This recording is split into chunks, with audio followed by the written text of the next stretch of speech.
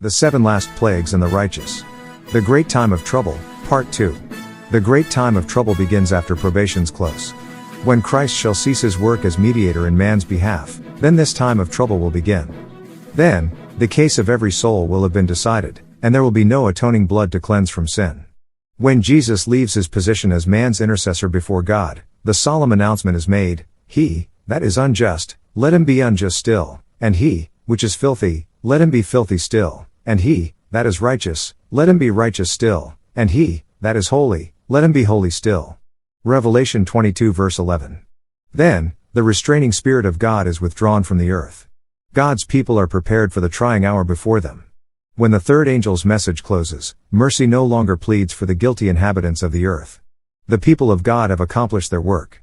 They have received the latter rain, the refreshing from the presence of the Lord, and they are prepared for the trying hour before them. Angels are hastening to and fro in heaven.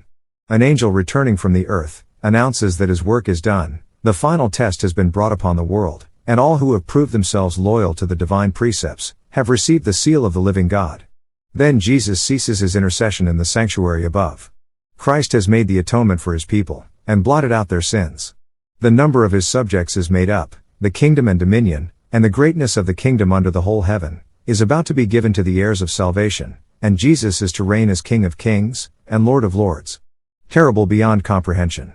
The season of distress and anguish before us will require a faith that can endure weariness, delay, and hunger, a faith that will not faint, though severely tried. The time of trouble such as never was, is soon to open upon us, and we shall need an experience which we do not now possess, and which many are too indolent to obtain. It is often the case, that trouble is greater in anticipation than in reality, but this is not true of the crisis before us. The most vivid presentation cannot reach the magnitude of the ordeal. When Jesus leaves the most holy, his restraining spirit is withdrawn from rulers and people. They are left to the control of evil angels. Then, such laws will be made by the counsel and direction of Satan that, unless time should be very short, no flesh could be saved. Many laid to rest before time of trouble. It is not always safe to ask for unconditional healing. He knows whether or not those for whom petitions are offered would be able to endure the trial and test that would come upon them if they lived. He knows the end from the beginning. Many will be laid away to sleep before the fiery ordeal of the time of trouble shall come upon our world. Many little ones are to be laid away before the time of trouble. We shall see our children again. We shall meet them and know them in the heavenly courts. Satan's goal, destroy all Sabbath keepers. Says the great deceiver, our principal concern is to silence this sect of Sabbath keepers. We will finally have a law to exterminate all who will not submit to our authority. It is the purpose of Satan to cause them to be blotted from the earth, in order that his supremacy of the world may not be disputed. The remnant church will be brought into great trial and distress. Those who keep the commandments of God and the faith of Jesus will feel the ire of the dragon and his hosts. Satan numbers the world as his subjects. He has gained control of the apostate churches, but here is a little company that are resisting his supremacy. If he could blot them from the earth, his triumph would be complete.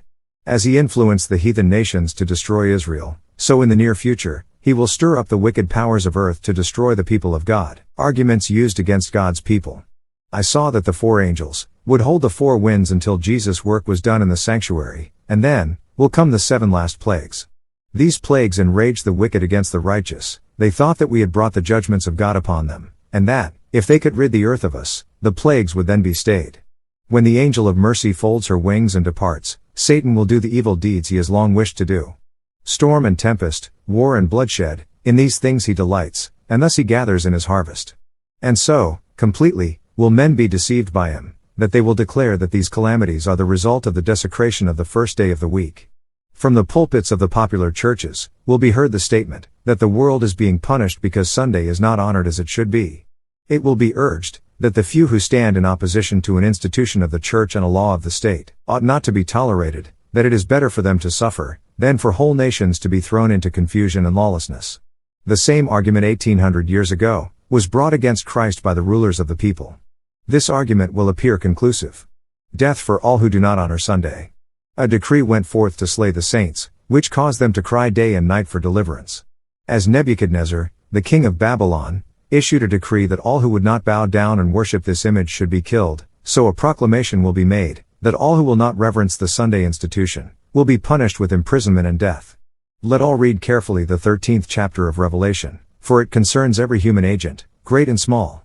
The time of trouble is about to come upon the people of God. Then it is that the decree will go forth, forbidding those who keep the Sabbath of the Lord to buy or sell, and threatening them with punishment, and even death, if they do not observe the first day of the week as the Sabbath. The powers of earth, uniting to war against the commandments of God, will decree that all, both small and great, rich and poor, free and bond, Revelation 13 verse 16, shall conform to the customs of the church by the observance of the false Sabbath. All who refuse compliance will be visited with civil penalties, and it will finally be declared that they are deserving of death. Especially will the wrath of man be aroused against those who hallow the Sabbath of the fourth commandment, and at last a universal decree will denounce these as deserving of death. Death decree similar to that issued by Ahasuerus. The decree that will finally go forth against the remnant people of God will be very similar to that issued by Ahasuerus against the Jews. Today, the enemies of the true church see, in the little company keeping the Sabbath commandment, a Mordecai at the gate. The reverence of God's people for his law is a constant rebuke to those who have cast off the fear of the Lord and are trampling on his Sabbath. I saw the leading men of the earth consulting together, and Satan and his angels busy around them. I saw a writing, copies of which were scattered in different parts of the land, giving orders that unless the saints should yield their peculiar faith, give up the Sabbath, and observe the first day of the week, the people were at liberty after a certain time to put them to death. If the people of God will put their trust in him, and by faith rely upon his power, the devices of Satan will be defeated in our time, as signally as in the days of Mordecai. The remnant make God their defense.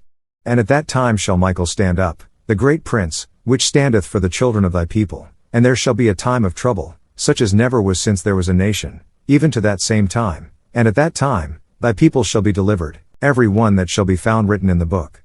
Daniel 12 verse 1. When this time of trouble comes, every case is decided, there is no longer probation, no longer mercy for the impenitent. The seal of the living God is upon his people. This small remnant, unable to defend themselves in the deadly conflict, with the powers of earth that are marshaled by the dragon host, make God their defense. The decree has been passed by the highest earthly authority, that they shall worship the beast and receive his mark, under pain of persecution and death. May God help his people now, for what can they then do, in such a fearful conflict without his assistance? God's people flee the cities, many imprisoned. As the decree issued by the various rulers of Christendom, against commandment keepers, shall withdraw the protection of government, and abandon them to those who desire their destruction, the people of God will flee from the cities and villages, and associate together in companies, dwelling in the most desolate and solitary places. Many will find refuge in the strongholds of the mountains. But many, of all nations and of all classes, high and low, rich and poor, black and white, will be cast into the most unjust and cruel bondage. The beloved of God pass weary days bound in chains, shut in by prison bars, sentenced to be slain, some apparently left to die of starvation, in dark and loathsome dungeons. Though a general decree has fixed the time when commandment keepers may be put to death, their enemies will, in some cases, anticipate the decree, and before the time specified, will endeavor to take their lives. But none can pass the mighty guardians, stationed about every faithful soul. Some are assailed in their flight from the cities and villages, but the swords raised against them break and fall powerless as a straw. Others are defended by angels in the form of men of war. The people of God are not at this time all in one place. They are in different companies, and in all parts of the earth, and they will be tried singly, not in groups. Every one must stand the test for himself. The faith of individual members of the church will be tested as though there were not another person in the world. Houses and lands of no use. Houses and lands will be of no use to the saints in the time of trouble, for they will then have to flee before infuriated mobs, and at that time, their possessions cannot be disposed of, to advance the cause of present truth. I saw that if any held on to their property, and did not inquire of the Lord as to their duty, he would not make duty known, and they would be permitted to keep their property, and in the time of trouble, it would come up before them like a mountain to crush them, and they would try to dispose of it, but would not be able. But if they desired to be taught, he would teach them, in a time of need, when to sell and how much to sell. It is too late now to cling to worldly treasures. Soon, unnecessary houses and lands will be of no benefit to anyone, for the curse of God will rest more and more heavily upon the earth. The call comes, sell that ye have, and give alms. Luke 12 verse 33. This message should be faithfully borne, urged home to the hearts of the people, that God's own property may be returned to him in offerings, to advance his work in the world. Like the time of Jacob's trouble, a decree will finally be issued, against those who hallow the Sabbath of the fourth commandment, denouncing them as deserving of the severest punishment, and giving the people liberty, after a certain time, to put them to death. Romanism in the Old World, and apostate Protestantism in the New, will pursue a similar course toward those who honor all the divine precepts. The people of God will then be plunged into those scenes of affliction and distress described by the prophet as the time of Jacob's trouble. To human sight, it will appear that the people of God must soon seal their testimony with their blood, as did the martyrs before them. They themselves begin to fear that the Lord has left them, to fall by the hand of their enemies. It is a time of fearful agony. Day and night, they cry unto God for deliverance. Like Jacob, all are wrestling with God. Their countenances express their internal struggle. Paleness sits upon every face. Yet they cease not their earnest intercession. Jacob's experience during that night of wrestling and anguish represents the trial through which the people of God must pass, just before Christ's second coming. The prophet Jeremiah, in holy vision looking down to this time, said, "We have heard a voice of trembling, of fear, and not of peace. All faces are turned into paleness, alas! For that day is great, so that none is like it. It is even the time of Jacob's trouble, but he shall be saved out of it." Jeremiah 30 verses 5-7. The righteous have no concealed wrongs to reveal. In the time of trouble, if the people of God had unconfessed sins, to appear before them while tortured with fear and anguish, they would be overwhelmed, despair would cut off their faith, and they could not have confidence to plead with God for deliverance. But while they have a deep sense of their unworthiness, they have no concealed wrongs to reveal. Their sins have gone beforehand to judgment, and have been blotted out, and they cannot bring them to remembrance. God's people will have a deep sense of their shortcomings, and as they review their lives, their hopes will sink. But remembering the greatness of God's mercy, and their own sincere repentance, they will plead His promises made through Christ to helpless, repenting sinners. Their faith will not fail, because their prayers are not immediately answered. They will lay hold of the strength of God, as Jacob laid hold of the angel, and the language of their souls will be, "I will not let thee go, except thou bless me." The saints will not lose their lives. God would not suffer the wicked to destroy those who were expecting translation, and who would not bow to the decree of the beast or receive his mark. I saw that if the wicked were permitted to slay the saints, Satan and all his evil host, and all who hate God, would be gratified. And oh, what a triumph it would be for His satanic majesty, to have power, in the last closing struggle, over those who had so long waited, to behold Him whom they loved. Those who have mocked at the idea of the saints going up, will witness the care of God for His people, and behold their glorious deliverance. The people of God will not be free from suffering, but while persecuted and distressed, while they endure privation, and suffer for want of food, they will not be left to perish. If the blood of Christ's faithful witnesses were shed at this time, it would not, like the blood of the martyrs, be a seed sown to yield a harvest for God. God will provide. It is contrary to the Bible to make any provision for our temporal wants in the time of trouble. I saw that if the saints had food laid up by them or in the field in the time of trouble, when sword, famine, and pestilence are in the land, it would be taken from them by violent hands, and strangers would reap their fields. Then will be the time for us to trust wholly in God, and He will sustain us. I saw that our bread and water will be sure at that time, and that we shall not lack or suffer hunger, for God is able to spread a table for us in the wilderness. If necessary, He would send ravens to feed us, as He did to feed Elijah, or rain manna from heaven, as He did for the Israelites. I saw that a time of trouble was before us, when stern necessity will compel the people of God to live on bread and water. In the time of trouble, none will labor with their hands. Their sufferings will be mental, and God will provide food for them. The time of trouble is just before us, and then, stern necessity will require the people of God to deny self and to eat merely enough to sustain life, but God will prepare us for that time. In that fearful hour, our necessity will be God's opportunity to impart His strengthening power and to sustain His people.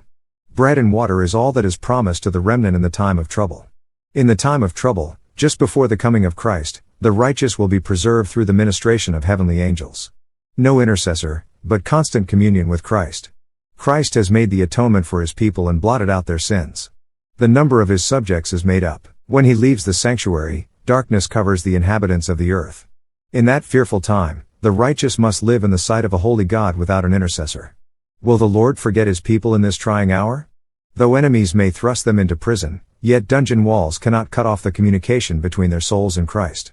One who sees their every weakness, who is acquainted with every trial, is above all earthly powers, and angels will come to them in lonely cells, bringing light and peace from heaven. The prison will be as a palace, for the rich in faith dwell there, and the gloomy walls will be lighted up with heavenly light, as when Paul and Silas prayed and sang praises at midnight in the Philippian dungeon. Could men see with heavenly vision, they would behold companies of angels that excel in strength, stationed about those who have kept the word of Christ's patience. With sympathizing tenderness, angels have witnessed their distress and have heard their prayers. They are waiting the word of their commander, to snatch them from their peril. The precious Savior will send help just when we need it. It is impossible to give any idea of the experience of the people of God, who shall be alive upon the earth, when celestial glory and a repetition of the persecutions of the past are blended. They will walk in the light proceeding from the throne of God. By means of the angels, there will be constant communication between heaven and earth. In the midst of the time of trouble that is coming, a time of trouble such as has not been since there was a nation, God's chosen people will stand unmoved. Satan and his host cannot destroy them, for angels that excel in strength will protect them. God's people cherish no sinful desires. Now, while our great high priest is making the atonement for us, we should seek to become perfect in Christ. Not even by a thought could our Savior be brought to yield to the power of temptation. Satan finds in human hearts some point where he can gain a foothold, some sinful desire is cherished, by means of which his temptations assert their power. But Christ declared of himself, "The prince of this world cometh, and hath nothing in me." John 14 verse 30. Satan could find nothing in the Son of God that would enable him to gain the victory. He had kept his Father's commandments, and there was no sin in him that Satan could use to his advantage. This is the condition in which those must be found who shall stand in the time of trouble. The battle against self continues. So long as Satan reigns, we shall have self to subdue, besetting sins to overcome. So long as life shall last, there will be no stopping place, no point which we can reach and say, "I have fully attained." Sanctification is the result of lifelong obedience. Constant war against the carnal mind must be maintained, and we must be aided by the refining influence of the grace of God, which will attract the mind upward, and habituate it to meditate upon pure and holy things. We may create an unreal world in our own mind, or picture an ideal church, where the temptations of Satan no longer prompt to evil, but perfection exists only in our imagination. When human beings receive holy flesh, they will not remain on the earth, but will be taken to heaven. While sin is forgiven in this life, its results are not now wholly removed. It is at his coming that Christ is to change our vile body, that it may be fashioned like unto his glorious body. The 144,000. They sing a new song before the throne, a song which no man can learn, save the 144,000. It is the song of Moses and the Lamb, a song of deliverance. None but the 144,000 can learn that song, for it is the song of their experience, an experience such as no other company have ever had. These are they which follow the Lamb, whithersoever he goeth. These, having been translated from the earth, from among the living, are counted as the first fruits unto God and to the Lamb. Revelation 14 verses 1 to 5, these are they which came out of great tribulation. Revelation 7 verse 14. They have passed through the time of trouble, such as never was, since there was a nation. They have endured the anguish of the time of Jacob's trouble. They have stood without an intercessor, through the final outpouring of God's judgments. It is not his will that they shall get into controversy over questions, which will not help them spiritually, such as, who is to compose the 144,000? This, those who are the elect of God will, in a short time know without question. God's people delivered. Satan's host and wicked men will surround them and exult over them, because there will seem to be no way of escape for them. But in the midst of their revelry and triumph, there is heard peal upon peal of the loudest thunder. The heavens have gathered blackness, and are only illuminated by the blazing light and terrible glory from heaven, as God utters his voice from his holy habitation. The foundations of the earth shake, buildings totter and fall with a terrible crash. The sea boils like a pot, and the whole earth is in terrible commotion. The captivity of the righteous is turned, and with sweet and solemn whisperings, they say to one another, "We are delivered." It is the voice of God. When the protection of human laws shall be withdrawn from those who honor the law of God, there will be, in different lands, a simultaneous movement for their destruction. As the time appointed in the decree draws near, the people will conspire to root out the hated sect. It will be determined to strike in one night a decisive blow, which shall utterly silence the voice of dissent and reproof. The people of God, some in prison cells, some hidden in solitary retreats in the forests and the mountains, still plead for divine protection, while in every quarter companies of armed men, urged on by hosts of evil angels, are preparing for the work of death. With shouts of triumph, jeering, and imprecation, throngs of evil men are about to rush upon their prey when, lo, a dense blackness, deeper than the darkness of the night, falls upon the earth. It is at midnight that God manifests his power for the deliverance of his people. In the midst of the angry heavens, is one clear space of indescribable glory, Whence comes the voice of God, like the sound of many waters, saying, It is done. Revelation 16 verse 17. That voice shakes the heavens and the earth. The proudest cities of the earth are laid low. The lordly palaces, upon which the world's great men have lavished their wealth in order to glorify themselves, are crumbling to ruin before their eyes. Prison walls are rent asunder, and God's people, who have been held in bondage for their faith, are set free. Kindly support our ministry by sharing this video. Subscribe, like, share and comment. This is Amazing God Ministry. Kindly watch more Christ-centered videos on this channel. Thank you and God bless.